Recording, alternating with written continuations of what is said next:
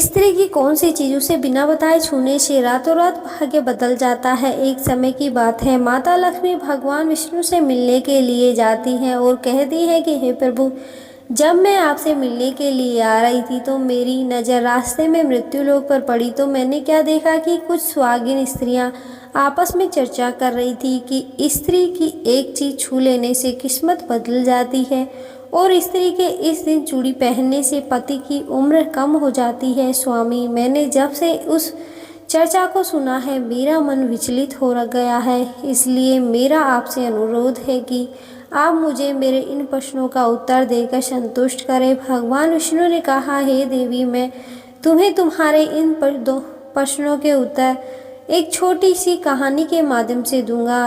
अगर मेरी एक शर्त है, मैं जब तक यह कहानी तुम्हें सुनाऊंगा तब तक तुम मन लगाकर यह कहानी पूरी सुनना, क्योंकि आधा अधूरी कहानी सुनने से आधा अधूरा ज्ञान ही प्राप्त होता है जो किसी काम का नहीं होता। भगवान विष्णु की बात सुनकर माता लक्ष्मी कहती है, ठीक है स्वामी, मैं आपको वचन देती हूँ कि कहानी पूरा मन लगाकर ही सुनूंगी। आप कहानी सुनाना प्रारंभ कीजिए।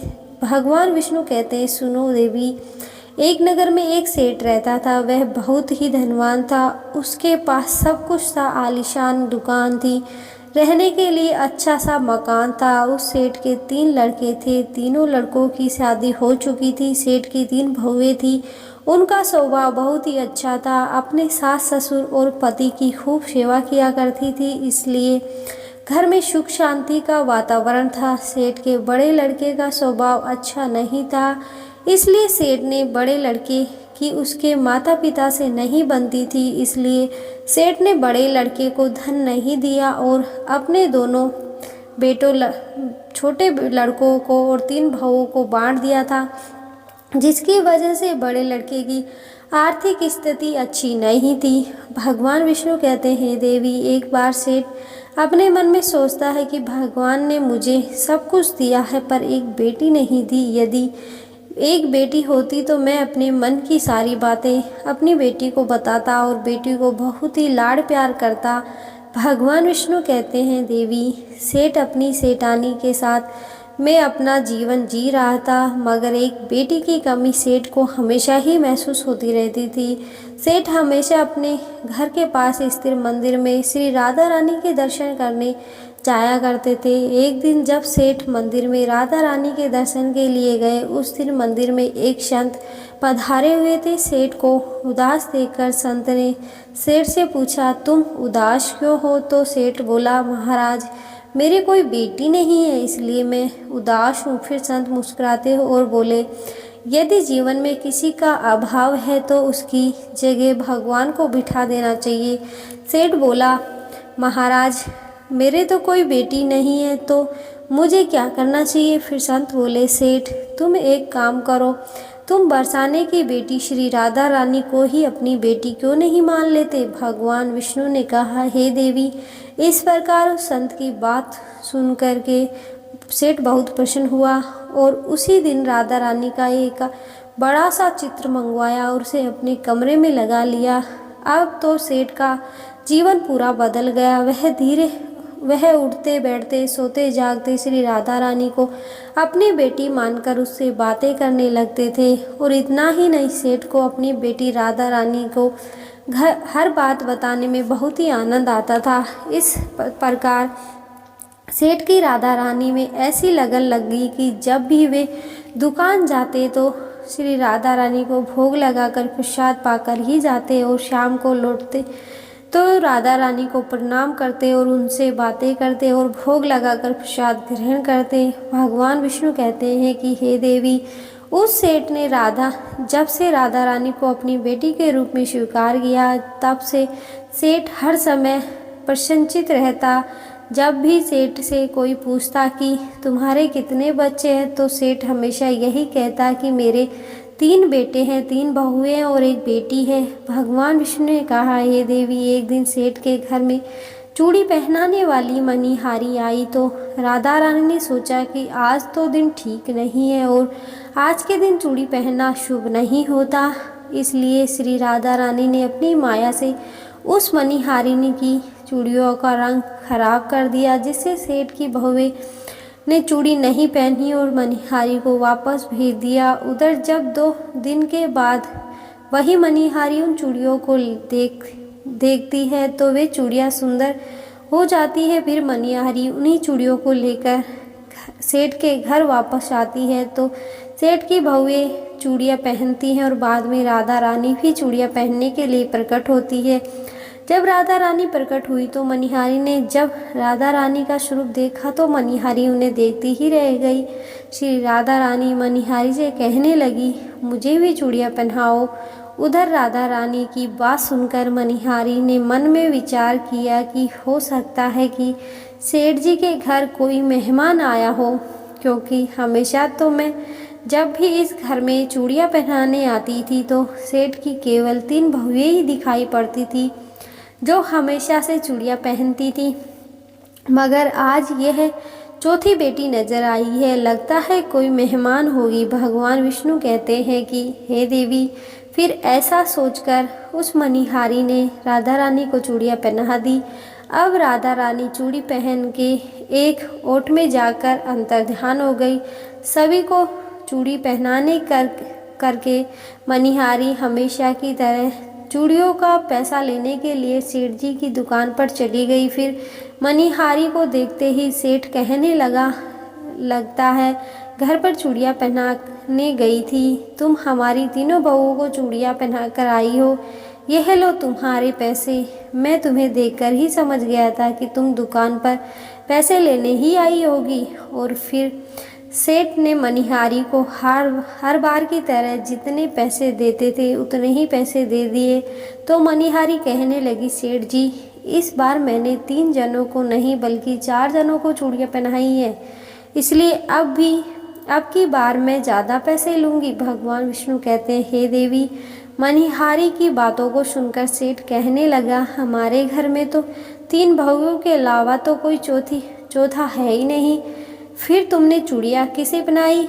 तो मनिहारी कहने लगी, सेठ जी, मैं नहीं जानती, लेकिन मैं तो सिर्फ इतना जानती हूँ कि मैंने तो आपके घर 4 जनों को चूड़ियाँ पहनाई है। फिर इस प्रकार मनिहारी की बात को सुनकर सेठ कहने लगे, ठीक है, पहले तो तुम 3 जनों के पैसे ले जाओ, बाकी मैं पैसे पहले घर पर जाकर पता लगाऊंगा कि चौथा कौन है जिसे तुमने चूड़ियाँ पहनाई है। मनिहारी बोली, ठीक है सेठ जी, पहले आप घर पर पता कीजिए, उसके बाद मुझे मेरे पैसे दे देना। और ऐसा कहकर वह मनिहारी सेठ की दुकान से चली गई। मनिहारी भगवान विष्णु कहते हैं, हे देवी। शाम को सेठ जी जब घर पहुँचे तो उन्होंने घर पर मनिहारी के बारे में पूछा। उनकी बहुओं ने कहा कि केवल हम तीनों ने ही चूड़ियाँ पहनी थी। तो सेठ कहने लगा, यही बात तो मैंने मनिहारी को काफ़ी समय तक समझाई कि हमारे घर में केवल 3 ही जने हैं, चौथा और कोई नहीं है जिसे तुमने चूड़ियाँ पहनाई है। मगर वह मनिहारी यह बात मानने के लिए तैयार ही नहीं है और बार बार उसका यही कहना है कि मैंने 4 जनों को चूड़ियाँ पहनाई है। भगवान विष्णु कहते हैं, हे देवी।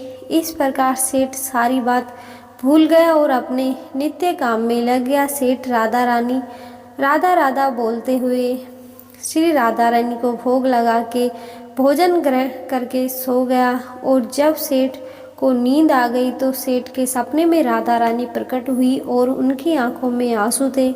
सेठ ने पूछा, बेटी उदास क्यों हो? तो श्री राधा रानी बोली, पिताजी, आज मेरा मन बहुत दुखी है। मैंने अपने पिता का घर समझकर यहाँ आराम से चूड़ियाँ पहनी थी, परंतु पिताजी, आपने उस मनिहारी को चूड़ियों का मोल नहीं चुकाया।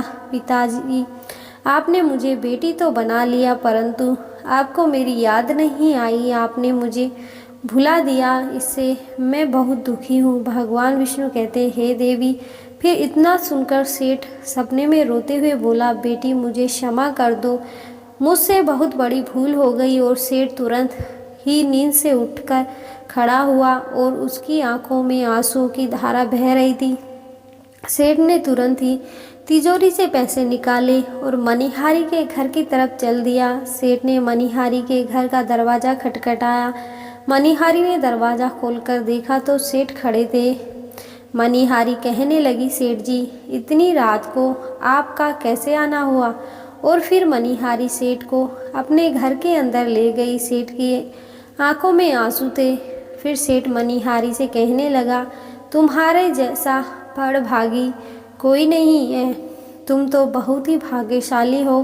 तो मणिहारी कहने लगी, सेठ जी ऐसा क्या हुआ? तो सेठ बोला, मैंने राधा रानी जी को अपनी बेटी बनाया है, परंतु मैंने उन्हें कभी भी अपनी आंखों से नहीं देखा, लेकिन तुमने आज उन्हीं राधा रानी जी को अपने हाथों से चूड़ियाँ पहनाई हैं। आज तुम्हारा जैसा भाग्यशाली इस धरती पर कोई दूसरा नहीं है। मैं तुम्हें अपनी बेटी की चूड़ियों का मोल चुकाने आया हूँ।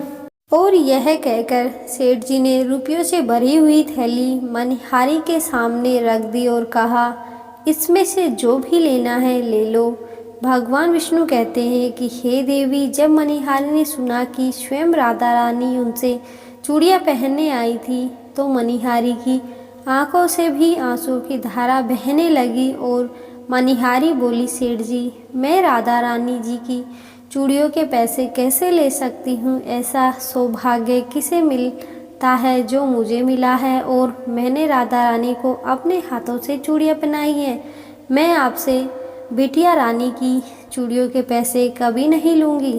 भगवान विष्णु कहते हैं, हे देवी, परंतु सेठ नहीं माना। सेठ ने रुपयों से भरी हुई थैली मणिहारी के घर पर रख दी और वहाँ से सीधे घर आए और अपनी पत्नी को लेकर श्री राधा रानी के मंदिर में चले गए। और उस दिन के बाद से सेठ जी ने अपना सब कुछ छोड़कर संन्यास ले लिया और अपना शेष जीवन राधा रानी के मंदिर में राधा जी की भक्ति करते हुए बिता दिया।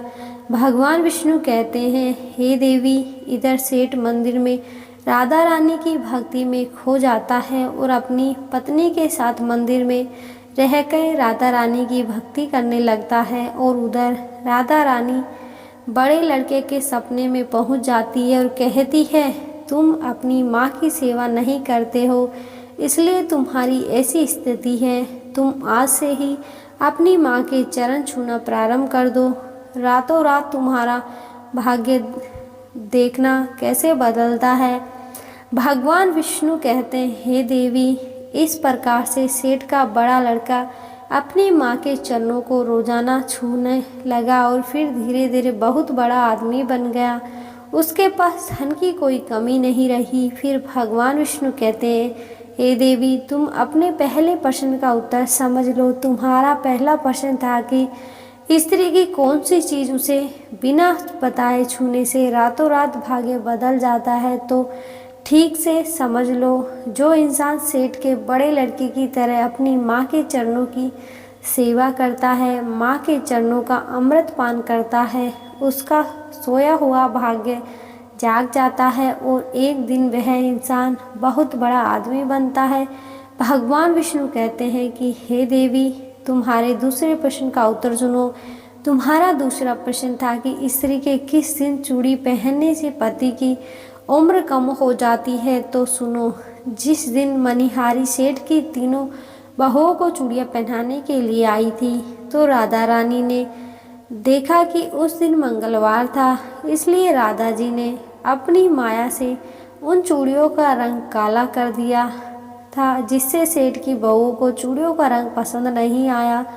और फिर मणिहारी अगले 2 दिन बाद आई तो उस दिन शुक्रवार था और उस दिन राधा रानी की कृपा से मणिहारी की चूड़ियों का रंग सुंदर हो जाता है और सेठ की तीनों बहुएं और राधा रानी चारों चूड़ियाँ पहनती हैं। इस तरह हमेशा के लिए सचेत रहने के लिए राधा रानी सेठ के बड़े लड़के की तरह सेठ की तीनों बहुएं के सपने में आती है और चूड़ी का महत्व बताते हुए कहती है कि हर सुहागिन स्त्री को चूड़ी पहनने से पहले कुछ बातों का विशेष ध्यान रखना चाहिए। सुहागिन स्त्री को 21 चूड़ी पहननी चाहिए। नई चूड़ी हमेशा सुबह या शाम को पहननी चाहिए। नई चूड़ी बूढ़ी हमेशा रविवार शुक्रवार को ही पहननी चाहिए। इस दिन पहनने से पति की उम्र बढ़ती है। चूड़ी मंगलवार शनिवार को ना तो खरीदनी चाहिए और ना ही पहननी चाहिए, इससे पति की उम्र कम होती है। चूड़ी 16 श्रृंगार में से एक होती है, इसलिए जब भी चूड़ियाँ पहने तो सोच समझकर ही पहननी चाहिए। धन्यवाद।